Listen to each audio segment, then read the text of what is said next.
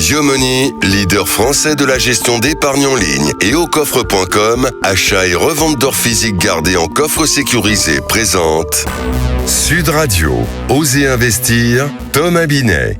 Deuxième partie de votre rendez-vous économique, toujours en compagnie de Thomas Binet. On se retrouve cette fois-ci jusqu'à 10h pour votre rendez-vous du dimanche matin, rallongé, encore plus complet pour Oser investir. Rebonjour mon cher Thomas. Rebonjour Maxime. Qu'est-ce qu'on va aborder ce matin comme sujet dans cette partie d'Oser investir ? Eh bien on va se poser plusieurs questions, mais la première à laquelle je vais essayer de vous répondre, c'est pourquoi personne ne nous apprend à gérer notre argent à l'école, le lieu de tous les apprentissages. J'en aurais eu besoin. Ça aurait pu être utile à tout le monde, et ça l'est toujours d'ailleurs. Comment placer son argent justement ? Quelles sont les solutions à notre portée dans ces périodes compliquées ? Nous sommes avec Jean-Marc Ribes, président du directoire de la Banque Richelieu. Et puis, si vous avez du mal à maîtriser votre budget, je vais vous expliquer la fameuse méthode 50, 30, 20 en fin de rendez-vous. On prend un stylo et on note.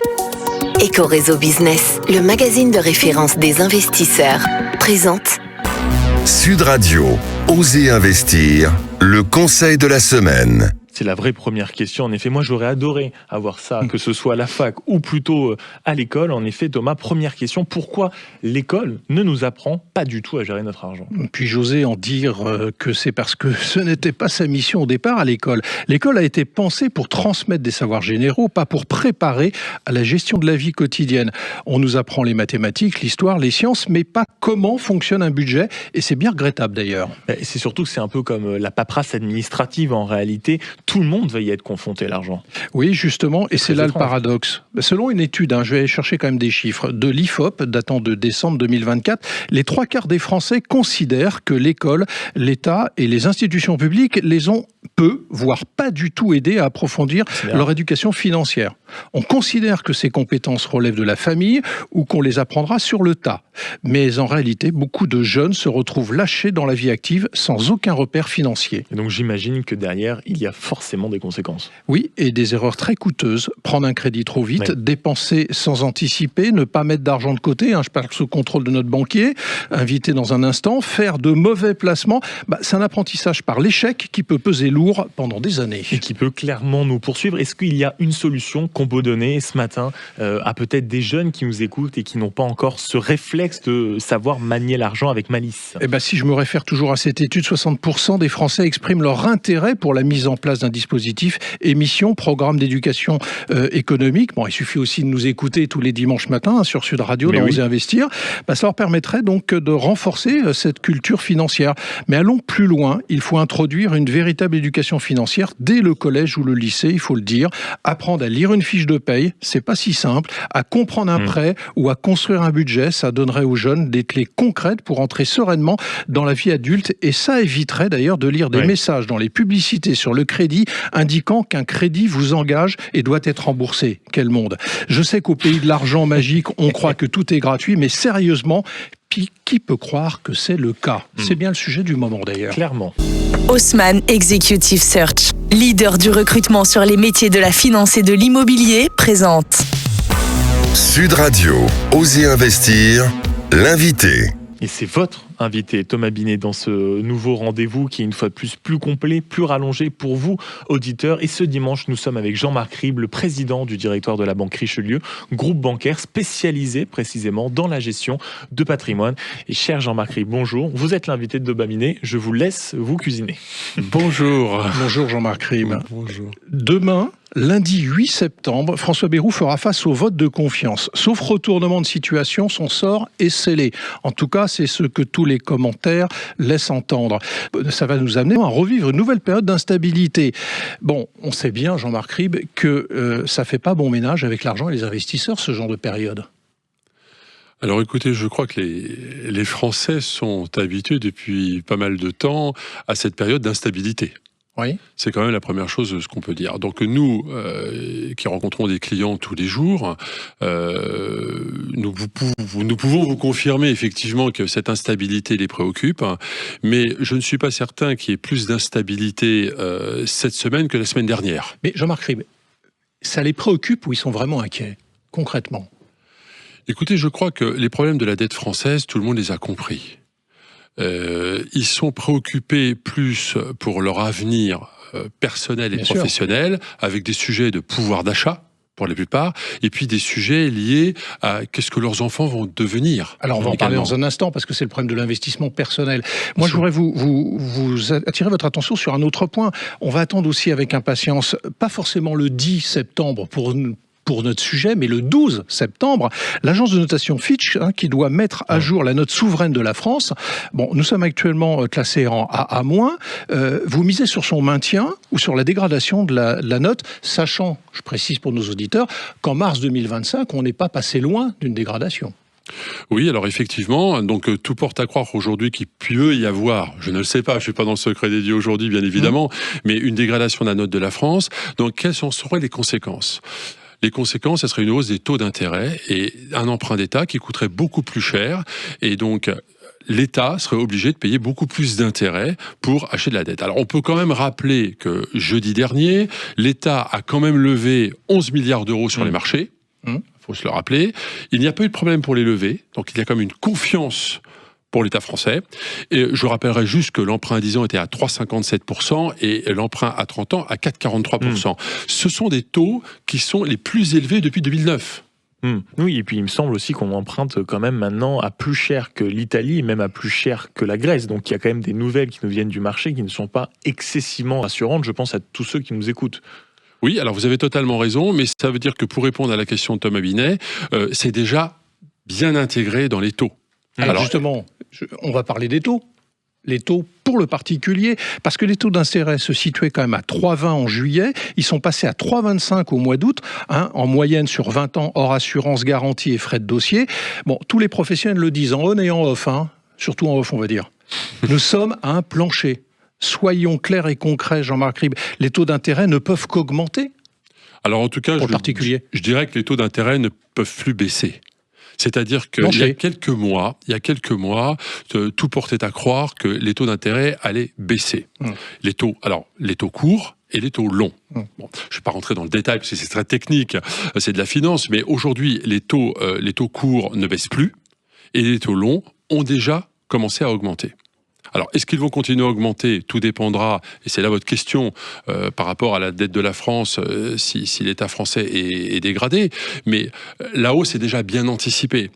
Ce qui veut dire que ça va être beaucoup plus compliqué pour les Français pour emprunter, parce qu'ils vont payer l'argent plus cher. Mais je crois qu'il n'y a pas que le taux, il y a aussi, et vous l'avez dit tout à l'heure, les incertitudes. Aujourd'hui, quand on n'est pas certain du futur, on ne veut pas engager des dépenses ou des investissements. Et on attend de voir. Et on reste dans une situation d'attente. Parlons financement des entreprises, parce que c'est aussi un sujet très important. Les entreprises, les chefs d'entreprise sont assez pessimistes. Selon le dernier baromètre ELAB pour les Échos, Emmanuel Macron a chuté de 4% et il tombe à 17%. Quant à François Bayrou, ce n'est pas mieux, je crois qu'il est autour des 14%. Il faut de la confiance en économie pour les chefs d'entreprise. Il faut qu'ils sachent globalement que la fiscalité des entreprises ne va pas bouger. Le plus gros problème pour un chef d'entreprise, et ils le disent quand on les interroge, c'est l'instabilité fiscale. Qu'est-ce qu'on fait ? Alors, c'est le vrai sujet, l'incertitude, l'instabilité fiscale et souvent les effets rétroactifs. C'est-à-dire qu'aujourd'hui, il n'y a pas de visibilité sur les impacts fiscaux des mesures qui seront prises. D'ailleurs, nous ne connaissons pas encore les mesures puisque le budget n'a pas encore été voté. Bien sûr.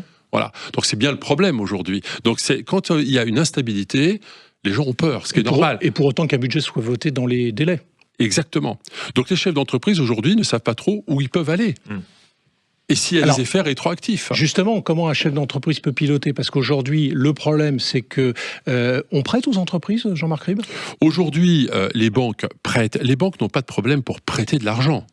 Soyons clairs. Alors quand j'entends parfois dire que les banques ne veulent pas prêter ou que les banques ont déjà atteint leur budget sur l'année 2025 et qu'ils attendent 2026, c'est totalement faux. Quand il y a des bons dossiers, les banques sont prêtes à prêter, bien évidemment. Vous dites que c'est faux. Qu'il y a une grosse concurrence entre les banques actuellement pour faire du crédit sur les bons dossiers. Alors vous dites que c'est faux parce que notre invité de la semaine dernière, Bruno Rouleau, qui est le délégué général de la Fédération du courtage en crédit, affirmait au micro de Sud Radio, dans Oser Investir, que justement la plupart des banques avaient atteint leurs objectifs pour l'année en cours et donc du coup étaient beaucoup plus regardants sur les conditions d'accès au crédit des dossiers.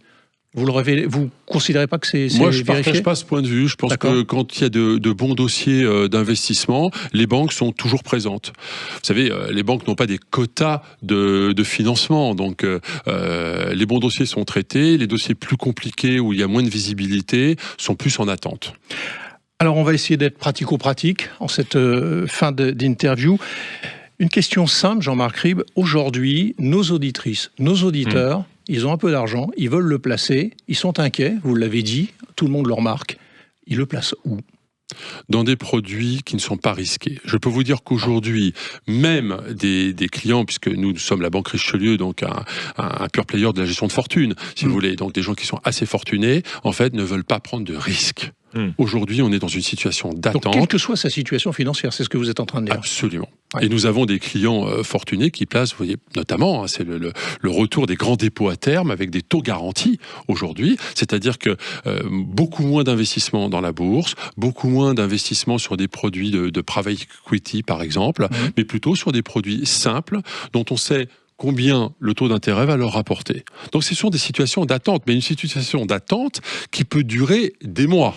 Si je vous comprends bien, la solution aujourd'hui, en dehors du livret A, etc., basique, on va dire, c'est les comptes à terme. Les comptes à terme. Et pour les entreprises aussi, parce que ça les concerne bien sûr, également. Pour les entreprises, pour les particuliers également, mais on connaît son taux à l'avance et on ne prend pas de risque. C'est à 100% en euros, et donc pas de risque tant qu'il y a une instabilité. Mais pour quelques mois encore. Le message est passé. Merci Jean-Marc Ribes. Merci beaucoup. Merci beaucoup Jean-Marc d'être passé du côté d'Oser Investir. Et je rappelle que vous êtes le président du directoire de la Banque Richelieu. Merci d'avoir été avec nous en ce dimanche matin de rentrée. Blockshare, le cercle immobilier des investisseurs avisés, présente Sud Radio, Oser Investir, le coin de l'expert.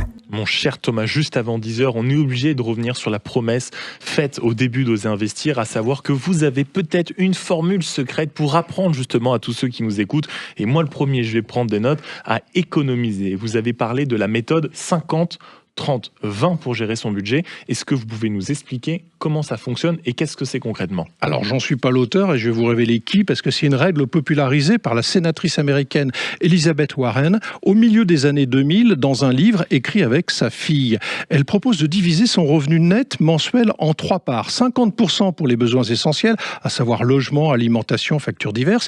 30% pour les envies, donc les loisirs, les sorties, les vacances. Et 20% pour l'épargne ou le remboursement de dettes. L'idée, c'est d'avoir une boussole simple sans se perdre dans les calculs compliqués. Mais est-ce qu'on arrive avec ce fameux calcul 50, 30, 20 à réellement l'appliquer dans la vraie vie et à vivre normalement ? C'est là où c'est intéressant, parce que ce n'est pas une règle rigide, mais une ligne directrice. Prenons un exemple concret. Imaginez une personne qui gagne 1 800 € net par mois. Avec cette méthode, 900 € sont consacrés aux besoins essentiels, donc, comme je le disais, le logement, l'alimentation. 540 € aux envies, produits culturels, etc. Pas mal. Et 360 € à l'épargne ou au remboursement de dettes. Alors évidemment, si vos charges fixes sont un peu plus lourdes, vous allez ajuster.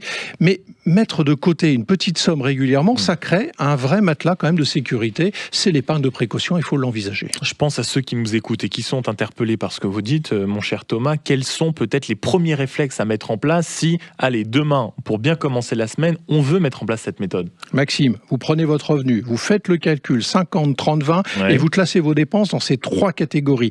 Rapidement, vous allez voir où ça bloque, si ça bloque, et vous allez pouvoir rééquilibrer votre budget. Et surtout, cette méthode ne dit pas il faut se priver, elle dit il faut équilibrer.